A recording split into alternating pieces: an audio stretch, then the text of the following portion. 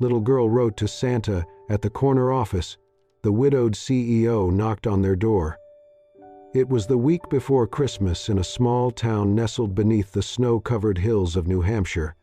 The streets shimmered with lights, shop windows glowed with wreaths and ribbon, and the air carried hints of pine and cinnamon. But in a crumbling apartment above a laundromat, Christmas felt far away. 6-year-old Ellie sat cross-legged on a worn carpet, tongue between her lips, gripping a red crayon. Her golden curls bounced as she carefully wrote, each letter larger than the last. "Dear Santa at the corner office," she began. She had overheard someone say that powerful people, people who could really fix things, worked in corner offices. And if Santa was real, surely he had one too. Her mother, Clara, moved quietly in the small kitchen. Her blonde hair was pulled into a messy bun, loose strands framing a tired but kind face. The sleeves of her uniform were dusted with flour from her early morning bakery shift. She hummed under her breath, not realizing her voice shook from exhaustion. The radiator had broken again. A space heater buzzed near the window, barely holding off the cold. On the table sat unopened bills, rent, heating oil, and a warning notice from the landlord. Clara glanced over. "Sweetheart, who are you writing to?" Ellie looked up, eyes bright. "To Santa, but not the North Pole one. This one works in a corner office. Maybe he knows more." Clara chuckled softly, though it was tinged with sadness. "Let me know if he writes back." That night, Ellie folded the letter carefully, slipped it into an envelope, and scribbled across the front, "Santa at the corner office, important." The next morning, she dropped it into the large green mailbox outside the bakery, not knowing it was for company mail only. 3 blocks away, in a sleek glass building laced with ivy, the offices of Halridge Estates buzzed with holiday energy. Staff hurried through meetings, trees glittered in every corner, and the top floor, the corner office, belonged to CEO Graham Halridge. Graham, 42, stood tall in a pressed suit, dark hair graying at the edges. His office overlooked the town, a view he hardly noticed anymore. Since Anna passed, everything felt distant. Even Christmas. That afternoon, during a quarterly meeting with the finance team, an intern entered and handed him a stack of misrouted letters. One envelope stood out, child-sized, handwritten. Graham raised an eyebrow, opened it, and began to read. "Dear Santa at the corner office, I do not want toys. I do not even want candy. I just want a house where my mommy can stop crying. We try to be good. She works a lot and always gives me the last toast even when she is hungry. I want her to have warm feet again and to smile when she sleeps. If you are real, can you help? Love, Ellie, I am 6. The room fell away. Graham froze, the meeting around him blurring into background noise. He read it again. Then again. He pictured a small girl with sunlit curls and a weary mother giving the last bite of food to her child. "Graham?" one of the managers said, noticing his silence. He waved a hand. "Give me a moment." He stood, walked to the window, and held the letter gently between his fingers. It had been 3 years since Anna, 3 years since he sat beside her in the hospital as her body failed. Before the cancer, they had begun preparing to adopt a girl, around 6, with curly blonde hair. Anna had knitted a sweater for her. It still sat, untouched, in a drawer by the window seat. He had buried that part of himself. Until now. Ellie's letter didn't just stir memories. It broke something open. Not because she resembled the daughter they never had, but because her words held a purity no adult ever dared speak. A letter, misdelivered. Or maybe not. He looked again at the trembling handwriting. "Can you help?" He whispered into the stillness, "Maybe I can." The evening after the meeting, Graham sat alone in his office long after everyone had gone. Outside, the sky had turned the color of pewter, snow falling in slow, silent spirals. On his desk lay Ellie's letter, its edges worn from being opened and read too many times. He leaned back, closed his eyes, and, for the first time in years, let the memories come. Anna had always been the brighter half of their life together. Her hair was pale, blonde, like winter sunlight, and her laugh could fill a room. She painted in soft pastels, baked lopsided birthday cakes, and danced barefoot in the kitchen on weekends. She found joy in the cracks of ordinary life. She had wanted a child with a tenderness that moved him. "Maybe she'll have curls," Anna would whisper, curled beside him on the couch. "Golden curls that shine like yours." "My hair's not golden," he'd joke. "Then she'll get mine," she'd grin. "A little girl with bright blonde hair. I can see her already." But nature had other plans. After 2 failed fertility treatments, they turned to adoption. They filled out forms, sat through parenting classes, and finally got approved. One day, the agency showed them a file. Inside was a photo of a girl, no older than 5, with soft curls and a hesitant smile. Anna cried the moment she saw it. "She's the one, Graham. I know it." In the weeks that followed, Anna began knitting a pale yellow sweater with tiny white star-shaped buttons. She worked on it during chemo sessions, her hands steady even when her strength wasn't. On good days, she hummed while the yarn slipped through her fingers. On bad days, she barely spoke, but the sweater grew, stitch by stitch.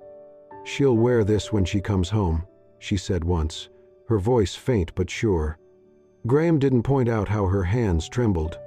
As Anna's condition worsened, so did the timeline. The agency eventually called. They would have to place the child with another family. They were kind, but clear. They needed stability. They understood the situation. Anna didn't argue. She simply held the unfinished sweater to her chest that night and wept until morning. 3 months later, she was gone. After her death, Graham became mechanical. He rose early, buried himself in meetings and numbers, handled everything. Work didn't ask him to feel. That was the appeal.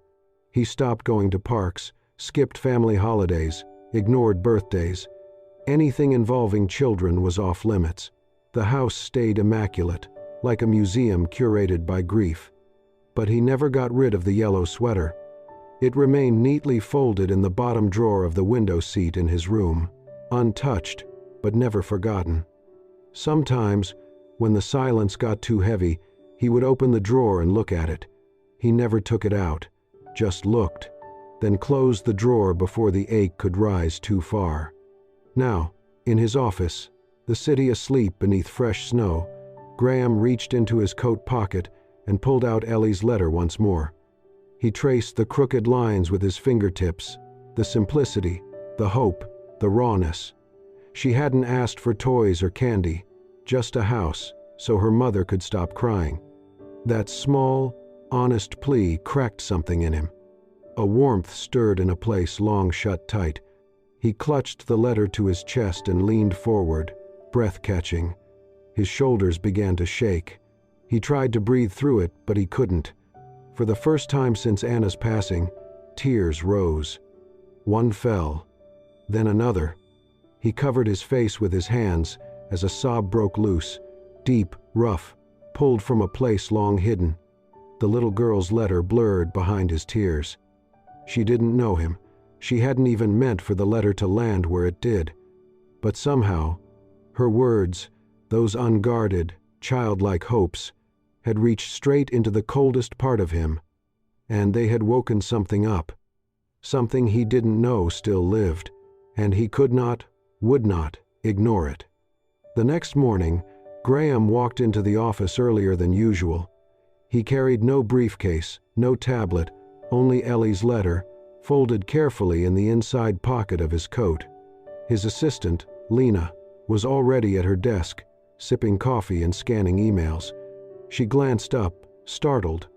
"You are never in before me," she said, raising an eyebrow. "Is something wrong?"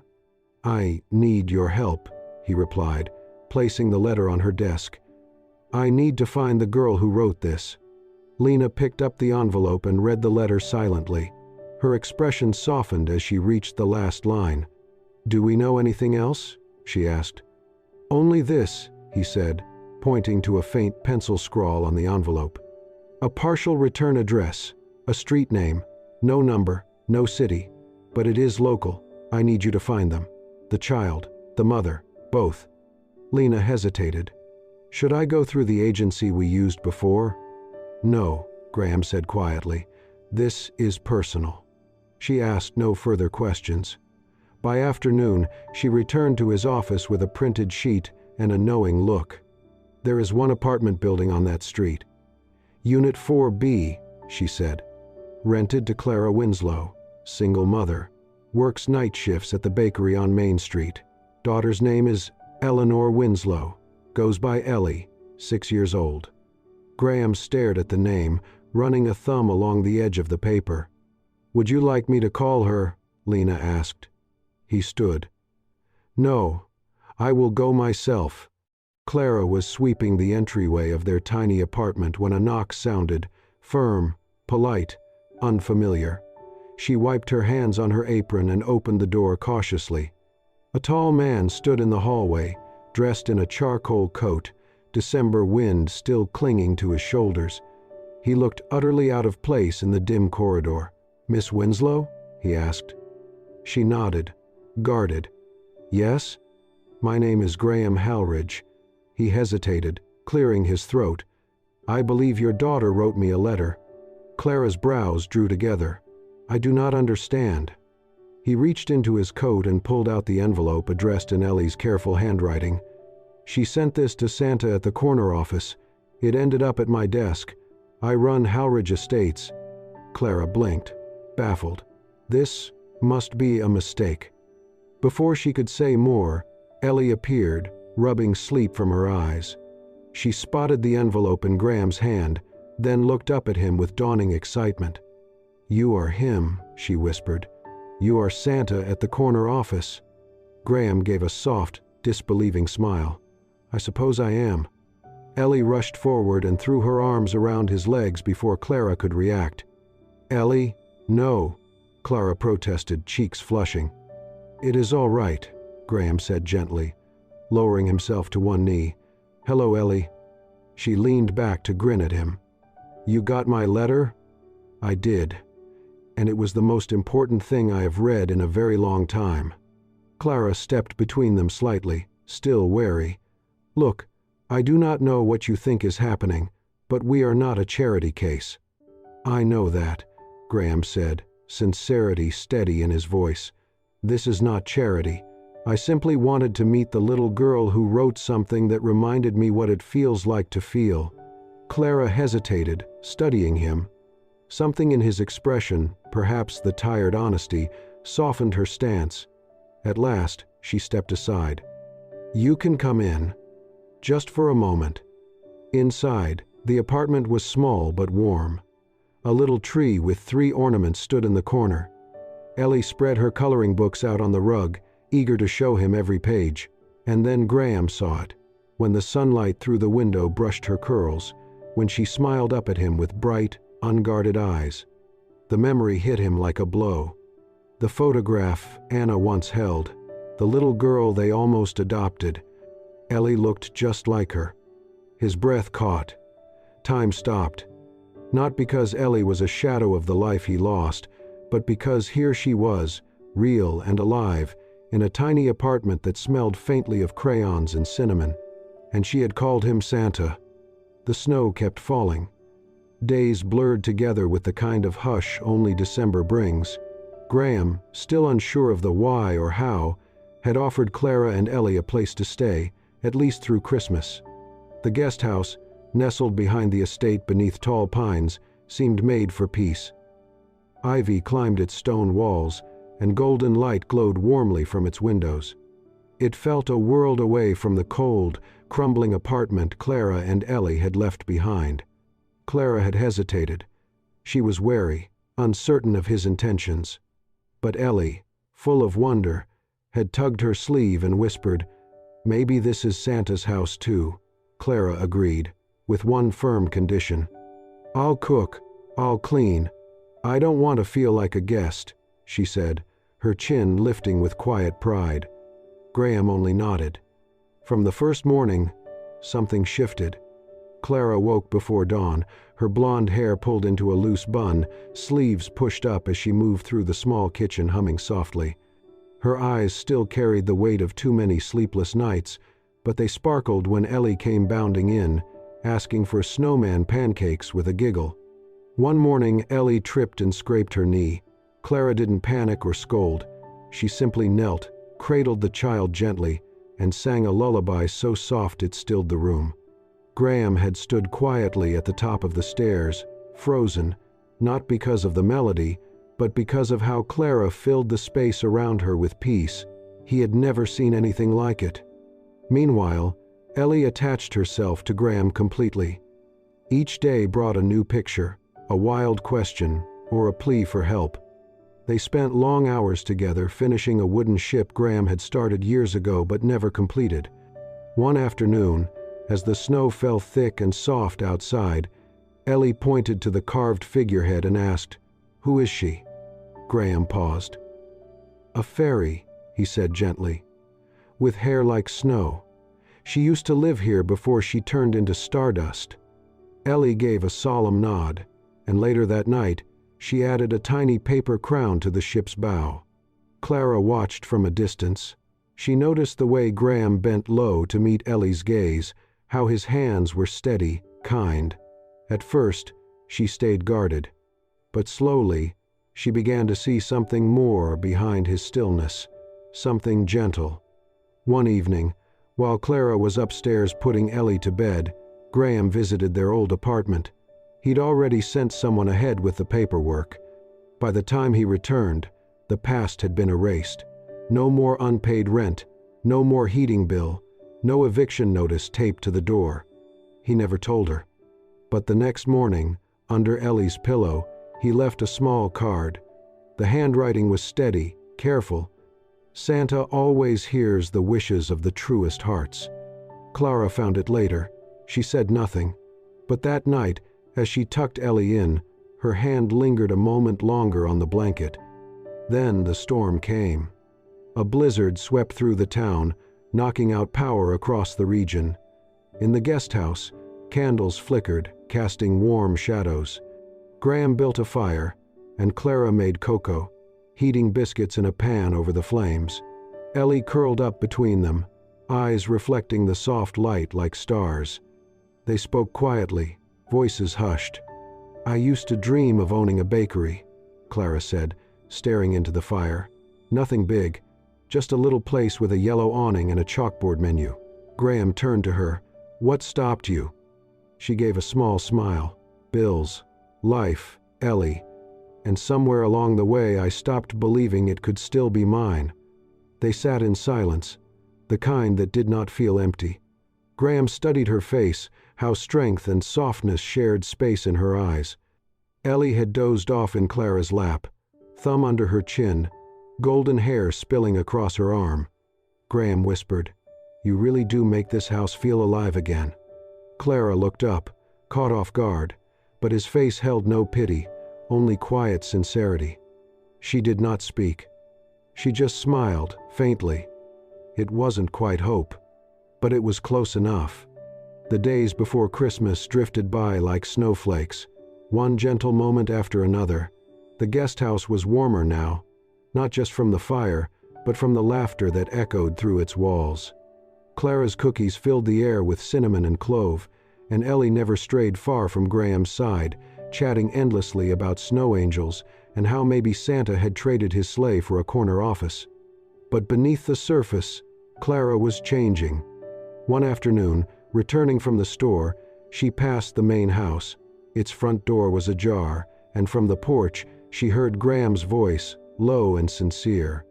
"I want to find a way for them to stay past Christmas," he said. "I don't want them to feel like this is temporary." He was speaking to Lena. Clara recognized the calm, professional tone of his assistant. Clara froze. Her heart fluttered with something unfamiliar. But then, just as quickly, it dropped. She stepped away before she could hear more. That night, her phone buzzed with a message from a former coworker she hadn't spoken to in months. "Careful, Clara.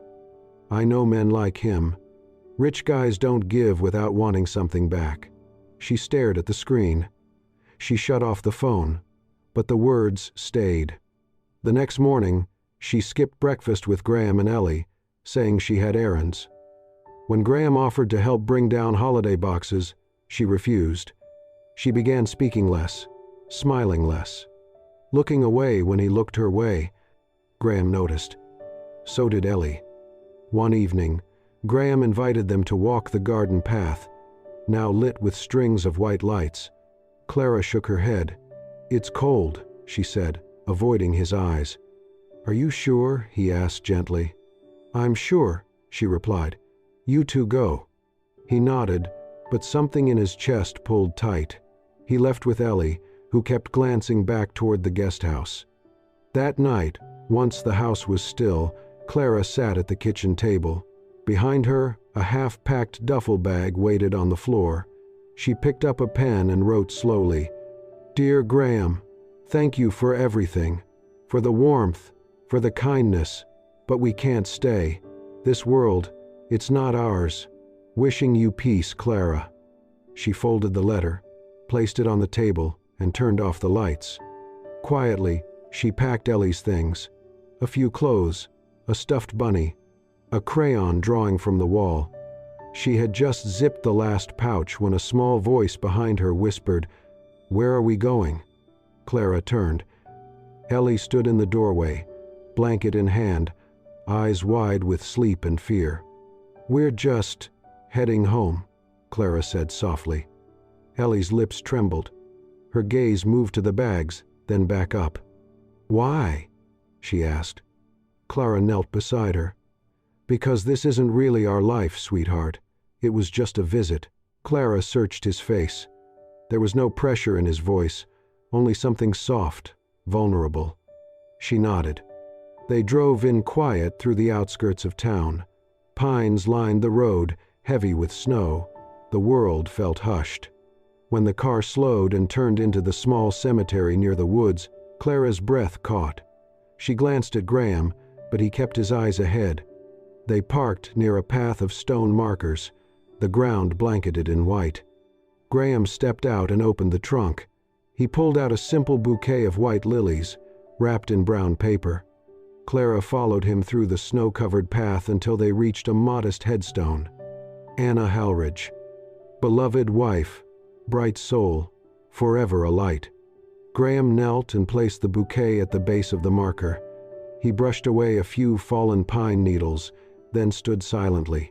Clara waited beside him, her hands in her coat pockets, unsure of what to say. After a long pause, Graham finally spoke. She was everything you might imagine, light in every room, fierce in every fight. She made life feel like an adventure.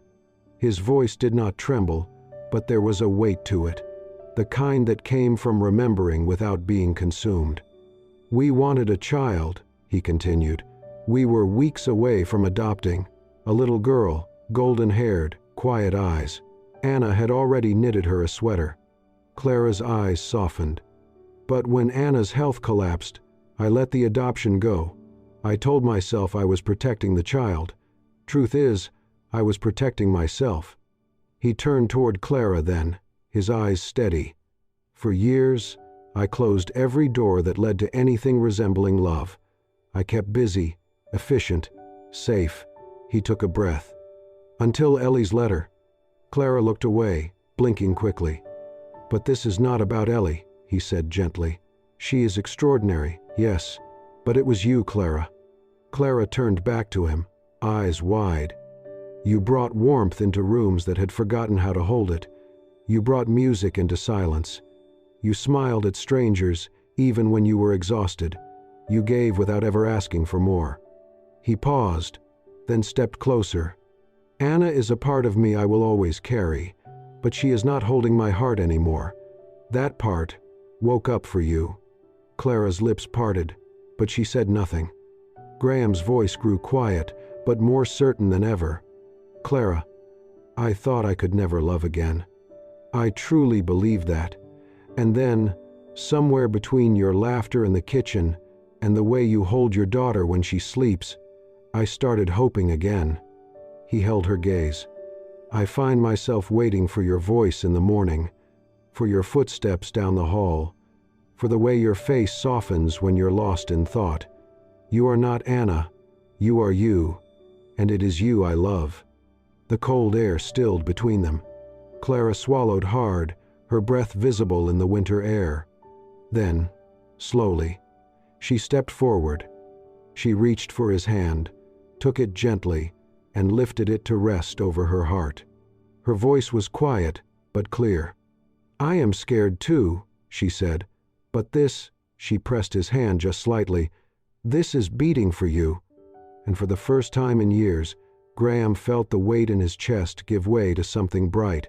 Not grief, not memory, but love. Living, breathing, undeniable. The days that followed the visit to the cemetery were quiet, but something between Graham and Clara had changed. Undeniably, gently, completely. There were no grand declarations after that moment. No promises made in haste, just a new kind of stillness. A peace.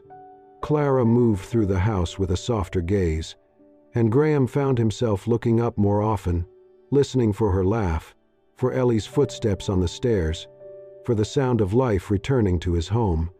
But Graham had never been one for half measures, and love, true love, deserved more than just warmth.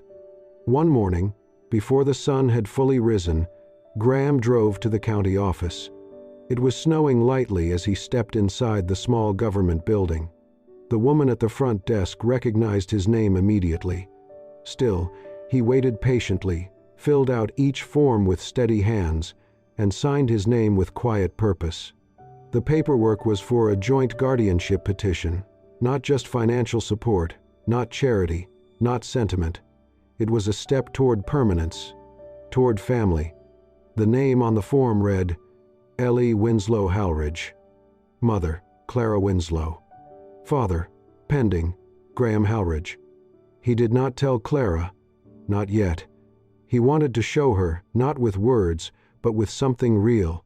When he returned home later that day, the house was filled with the smell of gingerbread. Ellie was in the living room, building a crooked tower of cookie tins. Clara was in the kitchen, humming again. He went upstairs to his office, pulled out a thick envelope, and wrote a note by hand. The ink paused only once. That evening, after dinner, Clara came into the sitting room to tidy up and noticed a folder sitting neatly on the old writing desk. On top of it, a single sheet of paper folded in thirds. Her name was written across the front. She unfolded it slowly. Clara, I know what it means to lose something you never thought you would have to let go of. I also know what it means to find something you never thought your heart would dare hope for again. I am not asking for a yes today, but I am letting you know that I am all in. I want to build a home, with you, with Ellie. I want to be her father, and I want to be your partner in every quiet morning and messy afternoon this life has to offer. If you are ready, if your heart says yes, I am here. Yours, Graham. She sat down slowly, heart pounding, staring at the papers beneath the letter. Ellie peeked into the room, clutching a crayon in one hand. Did you see the picture I made? Clara blinked, startled from her daze. Picture? Ellie ran in, holding up a sheet of paper. On it, she had drawn 3 stick figures, one tall with a tie, one with yellow hair and a bun, and one small figure with a smile so wide it nearly reached both ears. They stood in front of a white house with snow on the roof. At the top, written in bright red crayon, Santa is my daddy now. Clara's breath caught. She looked from the drawing to the letter in her hands, then to Ellie, who was beaming. Tears welled in her eyes, but her lips curved into a smile. It was not a proposal with flowers or rings. It was something deeper, truer. A man offering not just love, but a home. A father claiming a child with no conditions. And for the first time in years, Clara did not feel like she was standing in someone else's life. She felt like she was finally, fully, home. Snow blanketed the Halridge estate, glistening under the pale morning sun. Trees stood silent in the cold, their branches dusted with frost as if nature itself was holding its breath. In the garden, beneath an arch of evergreen branches, holly berries, and white ribbon, a small winter wedding was about to begin. It was simple, quiet, perfect. Only a few close friends and longtime staff were present. 2 rows of chairs lined the snowy aisle. At the front stood a tall pine tree, decorated entirely with Ellie's handmade ornaments, painted pine cones, paper stars, and one crooked heart that read, "Mommy plus Santa," in crayon. Graham waited at the altar in a dark winter suit, hands folded. But when Clara stepped into view, something shifted in his expression. She wore a modest white dress with long sleeves, the hem grazing the snow. Her blonde hair was curled softly, swept to one side, with a sprig of holly above her ear. She didn't look like a storybook bride. She looked real, steady, home. And to Graham, that was everything. As she reached him, he took her hand, then leaned in and whispered, "I'm not marrying the past. I'm marrying the future, and it's you." Clara's eyes welled, but she didn't blink. She wanted to remember every second. Ellie stood to the side in a white dress, cheeks rosy from the cold. She tossed dried flower petals into the air, watching them fall like snow. Then she twirled with theatrical grace, her skirt spinning like a snowflake. The ceremony was short, but no one there would ever forget it. When they were pronounced husband and wife, Clara and Graham turned to Ellie. She ran into their arms, and they held each other, laughing, breathless, whole. That night, after the guests had left and the snow muffled the world outside, the little family sat by the fire in the main house. Wrapped in blankets, they watched the flames flicker behind the glass. Above the fireplace, a simple wooden frame held Ellie's letter, the one addressed to Santa at the corner office. Beside it was a small photo of Anna, smiling under the sun, her pale hair lifting in the wind. Not a ghost, but a quiet blessing. Clara glanced at the photo, then at Graham. He reached for her hand. She gave it a soft squeeze. On the rug, Ellie lay coloring something with deep focus. After a few minutes, she stood, stretched, and handed Graham a folded piece of paper. He opened it slowly. The handwriting was neater this time, more deliberate. "Dear Santa at the corner office, you didn't bring me a toy. You brought me home. And love, that's more than I asked for. Thank you. Love, Ellie." Graham's throat tightened. He could not speak. Clara rested her head against his shoulder. Ellie climbed into their laps without a word, exhaled softly, and let her eyes drift closed. Outside, the snow kept falling. Inside, something sacred settled over them, not just warmth, but peace, a kind of joy that had been earned. A little girl had written a letter from a cold apartment above a laundromat, and somehow it had found its way to the right desk. And love, at long last, had found its way home. Thank you for watching this heartfelt journey of love, healing, and unexpected miracles. If Ellie's story moved you, reminded you that hope can come from the smallest voices, we invite you to be part of something meaningful. Please subscribe and hit the hype button to support the Soul Stirring Stories channel. Your support allows us to continue sharing emotional, soul-touching stories that celebrate kindness, resilience, and love. Until the next story, stay kind, stay hopeful, and let love lead you home.